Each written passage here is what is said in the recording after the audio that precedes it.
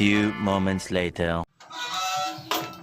At muli po, nagbabalik po ang inyong lingkod, Mr. Practical.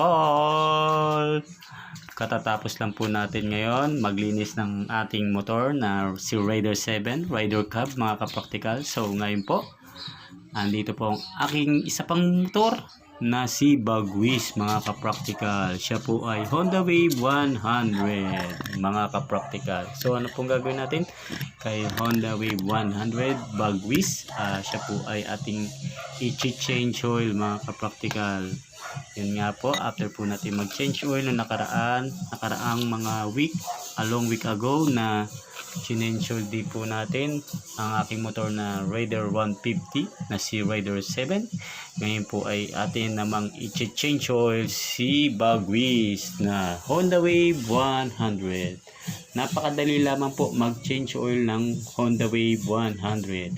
Ito po ay ating tatanggalin lamang ang drain plug sa kanyang makina mga ka-practical. Ayan po, i-ready ko lamang po ang camera para makita nyo po ang pagdi-drain ng Honda Wave 100. So bubuksan po natin ang kanyang drain plug. Ayan po mga ka-practical. Napakadali lamang pong i-preheat. Mapihit lamang po ng konti. Ayan po. Tuloy-tuloy na po ang kanyang pagluwag mga ka-practical. So mamaya-maya rin po, ready na rin po natin ang pansahod ng langis mga ka-practical.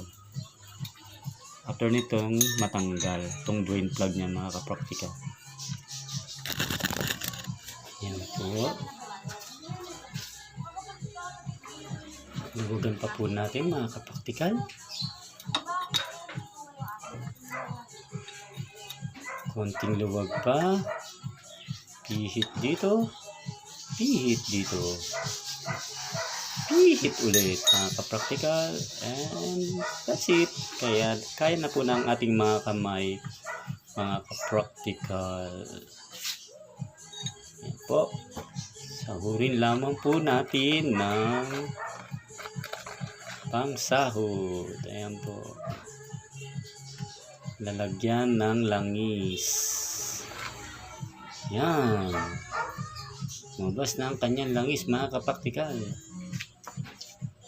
Napakaganda ng kulay mga ka-practical. Golden Canal ang kulay ng aking langis ng Honda Wave 100. Kulay Golden Canal.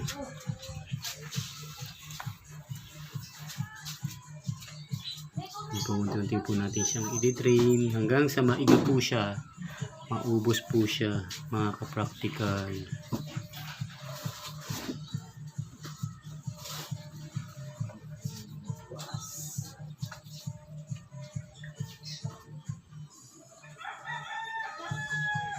So ayan na po, unti-unti na po siyang nauubos mga ka-practical. Naiga ang langis. Napaka-basic lamang po ng pagdi-drain ng Honda Wave 100. Ayan po, nakita nyo po ang kanyang langis. Kita nyo po ang kulay Golden Canal mga ka-practical. Buksan na rin po natin ang kanyang cap mga ka-practical para may pressure, para po bumaba ang langis. Ayan po mga ka-practical. Shout out nga po pala sa aking mga follower, kay Brother Brian na nagpapa-shout out sa akin every time nagagawa ko ng video. Shout out sa iyo, Brother Brian Soge. And hello sa ating mga followers. Thank you for watching mga ka-practical. Ito po ang ginamit kong pang tanggal ng aking drain plug. Ang size niya po ay 22 mga ka-practical. Bakit nga pala 22 ang aking sukat ng drain plug? Samantalang ang stock po ng Wave 100 is 17 mga ka-practical. Kasi po, kaya po ang aking drain plug ay 22. Oversize po siya kasi po pinahantap ko po siya. Sa sobrang kalikutan po ng machine shop, dinala niya na kagad sa sukat na 22. Kaya yan po, 22 ang sukat ng aking drain plug mga ka-practical. And so ito po, ginagawa ko po ngayon mga ka-practical. Kumuha po ako ng folder. Ilalagay ko po yan sa drain plug mga ka-practical. Yan po ay magsisilbing oil seal mga ka-practical sa aking drain plug para hindi po tumagas or maiwasang mag-leak ang langis mga ka-practical. Ayan po, ilalagay ko, isusuksok ko lamang po siya sa drain plug ko mga ka-practical. At siya ay magsisilbing oil seal mga ka-practical. Gagawa lamang po ako niya mga 8 layer mga ka-practical. Ayan po, ito po ang gagamitin kong langis mga ka-practical sa aking motor na si Bagwis. Ayan po mga ka-practical. Medyo na-drain na po at itagilid-tagilid lamang natin ang motor mga ka-practical. At meron pa pong lalabas na mga latak o langis. Yan po, may nakita po kayo mga ka-practical. Tinagilid ko po siya. At meron pa pong lumabas na langis mga ka-practical para maiga. Sa susunod ko pong mga video mga ka-practical, antabay lang po kayo, pasensya na po at minsan lang po ako makapag-upload ng aking videos.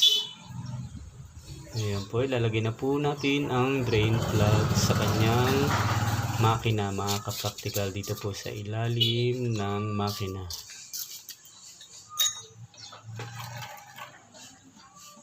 Ayan po, ipinalik na po natin ang drain plug mga ka-practical. Kita nyo naman po ang paglalagay ng drain plug sa ilalim. Pre, ang pasok pre. Rest day. Rest day. Ikaw, Mads, rest day din? Absent ako, may sakit si Ibo. Lagnat. Lagnat. Ngayon medyo okay na. Sabi ayaw niya papasukin para alaga ako daw. Naglambing Na-miss ka ni Ibo.